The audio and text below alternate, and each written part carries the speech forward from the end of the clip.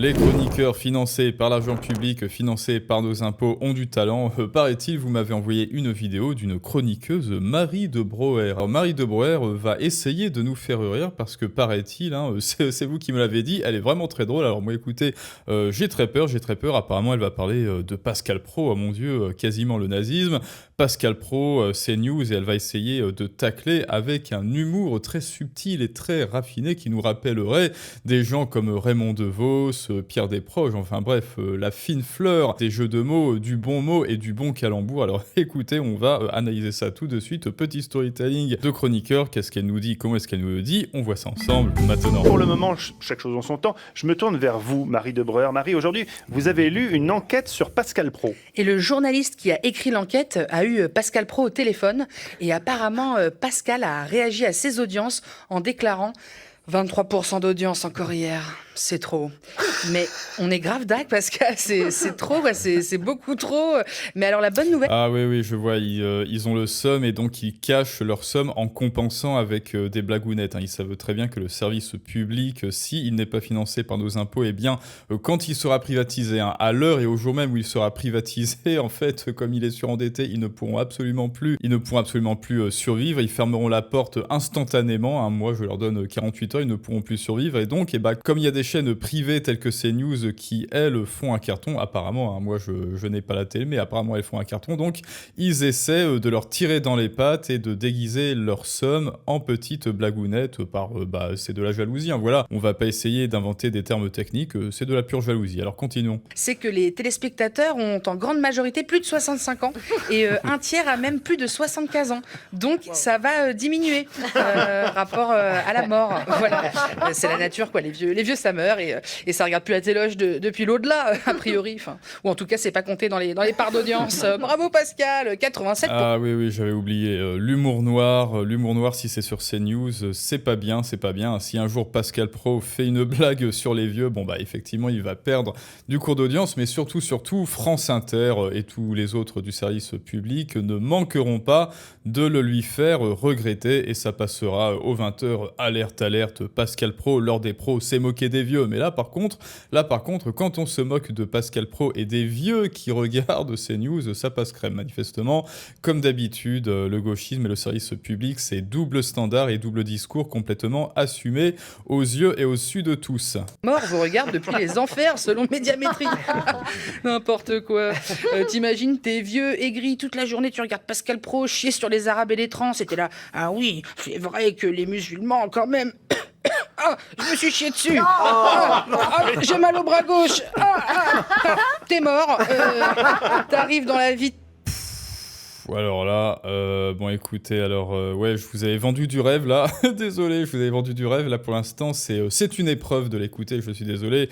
Marie de Broer, que l'on embrasse, je suis désolé, mais c'est une épreuve pour l'instant. Je suis désolé de vous infliger ça. Moi, je vous avais vendu du Pierre Desproges. Alors oui, certes, Pierre Desproges, dans ses anciens sketchs, il était plutôt cru. Par exemple, quand il ressassait un souvenir d'enfance et de sa jeunesse et qu'il disait qu'il avait pris en soudard sa femme de ménage ou je sais pas quoi, et qu'elle avait JOUI sans lâcher ses pommes dans l'ombre surchauffée des stores vénitiens, etc. Oui, on est dans une scène qui est crue plutôt, qui est érotique mais sans être obscène, mais là par contre, là c'est ordurier et c'est obscène. Pierre Desproges n'a jamais été ordurier, il était cru mais jamais ordurier et certainement pas obscène dans le sens grossier. Alors que là, non seulement, je suis désolé, je vais pas tacler sur le physique, mais non seulement la forme est ordurière, voilà, je suis désolé. Alors peut-être bien qu'elle essaie de compenser avec du vernis qui sied avec le fond rouge sanglant de France Inter, que sais-je, mais le fond est ordurier et la forme aussi. Là pour l'instant, je suis désolé. Marie de Broer, c'est pas drôle. Voilà, c'est pas drôle. Prêt, et ton premier réflexe, c'est de demander s'il y a une téloche pour continuer à mater l'heure des pros. Mais terrible, quoi. Mec, t'es mort, quoi. Va hanter tes petits-enfants, essaye de traverser des murs comme un fantôme. Va voir s'il y a la cousine que tu peux pas blairer qui est à ton enterrement. Enfin, je sais pas, fais des trucs de mort, quoi. N'importe quoi. Dans son entretien téléphonique, Pascal joue les faux modestes. Mais vous vous rendez compte que si elle avait été passée, si elle avait été pour Pascal Praud et si elle passait sur CNews, eh bien vous vous rendez compte que la gauche et France Inter auraient recruté une autre chroniqueuse pour dire que c'est vraiment nul. Regardez ce qui se passe sur CNews, regardez à quel point ils sont malaisants, regardez à quel point ils sont pas drôles. Mais non, là ils essaient de décrédibiliser, d'avilir l'émission de Pascal Praud du coup, mais c'est un petit peu raté, hein. Je suis désolé Marie de Breuer, c'est un petit peu raté. C'est plus du grand malaise qu'autre chose, mais si ce malaise avait été au crédit de Pascal Praud, eh bien, encore une fois, tout le service public se serait mis sur son dos. Regardez à quel point CNews est malaisant, et on en aurait parlé pendant des jours et des semaines sur X. Avant, j'étais tranquille, je parlais foot. Maintenant, mes filles me voient partout. Trop de chance, des filles qui voient leur père. Ça doit être bien. Pardon, j'ai des daddy issues, je m'égare. Mais Pascal... Des daddy issues, ouais, ça se voit. Il y a des signes qui ne trompent pas, mais passons. T'étais tranquille quand tu parlais de foot, mais parle foot en fait. Enfin, en plus, il y a des Arabes dans le foot, donc ça allie tes deux passions, quoi. Tu pourras être là, gna gna gna, ils ont perdu le foot, là, l'équipe, c'est sûr, c'est à cause de... Là, tu dis le nom d'un joueur de foot musulman, c'est sûr, il a pas réussi à faire la passe parce qu'il s'est fait les croisés à cause de faire des têtes de prière sur son tapis. Je sais pas, j'y connais.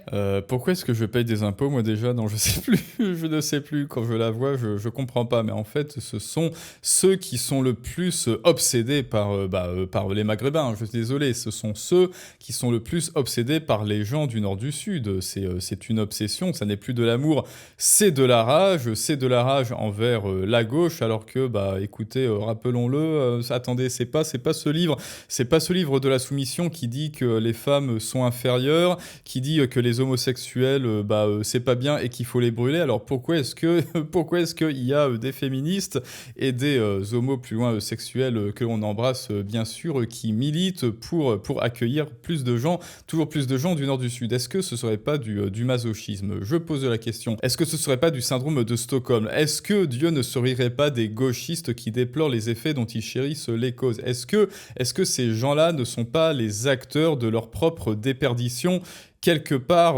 encore une fois, à la vue et au su de tous? En foot. Pascal Praud parle de son émission comme d'un petit théâtre. Oui. Ouais, le théâtre, mais de boulevard. Bon, tu devrais en faire plus du théâtre, Marie de Breuer. Hein. On ne fait pas dans la finesse. Si elle... Effectivement, on ne fait pas dans la finesse avec Marie de Breuer. Là, elle est en train de molester ses adversaires pseudo-politiques, enfin ses adversaires idéologiques, mais encore une fois, avec la gauche, eh bien, ils exigent de l'autre des bénédictions qu'il ne saurait lui rendre, hein, comme par exemple la finesse d'esprit, je sais pas, Marie. Marie, il rentre plutôt de son travail à la télévision en tant qu'animateur vedette de C'est de la bonne news. Vite, Mohamed, cachez-vous dans le placard. Aparté au public. Mon mari Pascal ne pourrait pas supporter que je le trompe avec un arabe. C'est les rires du public. Ouais, heureusement que les autres derrière ils sont là pour rire parce que c'est vraiment pas drôle. Ça doit être vraiment ingrat comme métier. Chroniqueur de France Inter, parce que tu es obligé d'inviter des gens qui ne te font pas rire et tu es obligé de rire pour dire, quelque part, pour encourager par social proof à l'auditeur, à celui qui écoute, regardez à quel point c'est drôle. Si, je vous jure, il y a un décalage évidemment entre ce que vous entendez factuellement et ce que l'on vous dit, c'est-à-dire que c'est drôle alors que vous savez très bien en votre âme et conscience que c'est pas drôle. Ça doit être, en fait, c'est une machine quelque part, c'est une machine à dissonance cognitive. Le service public. Je suis rentré. Chérie, où es-tu? Oh, mon amour Pascal, tu es rentré plus tôt de ton émission télé. De quoi as-tu parlé? Eh bien, des Arabes, bien sûr. Et des musulmans. Mais, chérie... non, mais c'est la LFI qui arrête pas de parler des Arabes et des musulmans. Bon, est-ce que quelqu'un peut m'expliquer qui l'a invité déjà? Voilà. Pourquoi est-ce qu'un humoriste qui serait 10 fois plus drôle, on ne l'inviterait pas? Pas parce qu'il parlerait oh là là, des Noirs et des Arabes. Et pourquoi est-ce qu'on l'invite? Pourquoi? Qui qui est-ce qu'elle connaît dans le PAF quelque part? Est-ce que son père est directeur des programmes, un truc comme ça? Qu'est-ce qu'il y a de drôle dans ce pamphlet? Alors non, ça n'est pas un pamphlet, c'est un naufrage, hein. Un pamphlet, en fait, c'est toute la rage d'un auteur qui s'exhale comme ça en un seul coup net. Rien, elle est contente de sa bêtise. Bon, écoutez, apparemment, je ne suis pas le seul à ne pas comprendre ce à quoi je viens d'assister. Lourd de chez lourd, comme son autrice, bientôt le service public sera fini. Bah, effectivement, comme on l'a dit, il est maintenu par intraveineuse, par les gélodiètes et les frésubins de nos taxes avec une sonde gastrique. Et en parlant de sonde gastrique, je crois que Marie de Brouwer s'y connaît bien. Fais cette paire de babouches dans l'entrée. Oh non, je suis démasquée. Chérie, ce n'est pas du tout ce que tu crois. Mais c'est pour ça que je trouvais toujours des graines de couscous dans notre lit conjugal. Ma femme me trompe avec un truc comme ça, quoi. C'est un petit peu raciste. Babouche, couscous, les gens des sables, c'est un petit peu raciste, Marie. Non mais encore une fois, vous vous rendez compte que ce sont ces gens-là qui sont le plus obsédés par les gens du Nord du Sud et qui les stéréotypent le plus, c'est-à-dire qui les prennent le plus pour des petites et pauvres minorités oppressées et qui en font le plus des objets, hein. C'est ce que disait pourtant Ted Kaczynski, un gauchiste, pour se sentir moralement supérieur, il est obligé de prendre la minorité, les gens du Nord du Sud, les subsahariens, etc., et ensuite de les rabaisser, de les objectiver et d'en faire leur chose. Tu es ma petite minorité oppressée, tu es ma pauvre petite victime, et ensuite tu vas faire du collage. Bravo Aboubacar, bravo, c'est très bien, oh oh oh, chouette chouette. Et ce faisant, tu les infériorises et tu les avilises, et après tu dis à la téloche, c'est ma minorité à moi, ne la touchez pas, moi je suis supérieur, je suis pour ces pauvres petites minorités, alors que là tu viens justement de les inférioriser et de les affubler des pires stéréotypes possibles et imaginables à coup de babouche et de couscous, Marie de Brouwer. La pièce de théâtre s'appellerait genre Ma femme, la merguez du jardinier et moi. Et l'affiche, c'est genre un vieux blanc qui chiale devant un couscous, quoi. Bon, bref. Apparemment, le rêve vraiment de Pascal, c'est de faire une union des droites. Déjà, j'ignorais qu'il y avait plusieurs droites. What the fuck, Retailleau et Le Pen, c'est genre pas la même chose. Voilà, je suis désolée. Évidemment que tu sais pas qu'il y a plusieurs droites pour toi dans ton petit cerveau, de gauchistérie, que c'est soit blanc, soit noir, c'est soit tu es un Jedi, soit tu es un chevalier Jedi, ou soit tu es un seigneur Sith, mais là, pour l'instant, seuls les Sith sont aussi absolus, seuls les seigneurs Sith voient soit en blanc, soit en noir. Il y a soit notre camp, soit le camp adverse, c'est soit l'un, soit l'autre. Si tu n'es pas avec moi, alors tu es contre moi. C'est exactement comme ça qu'ils réfléchissent, et c'est pour cela qu'ils vous déshumanisent, c'est pour cela qu'ils se moquent de vous, c'est pour cela qu'ils prétendent qu'on peut vous violenter, qu'on peut vous tuer, comme par exemple Charlie Kirk, et que c'est bien fait. Pourquoi? Parce que à leurs yeux, Charlie Kirk n'est plus un être humain, c'est un monstre, c'est un néo-nouzi, et donc cela légitime le fait de le tuer. Ah, comme c'est pratique d'être un gauchiste. Tous ceux qui ne sont pas d'accord avec nous méritent la mort. Bon écoutez, les amis, c'était un naufrage, voilà. Je ne sais pas qui a invité cette personne, cet être. Je ne sais pas si son père, justement, vu qu'elle a des daddy issues, peut-être que c'est pas le directeur, peut-être que c'est sa tante ou son oncle ou que sais-je, je ne sais pas.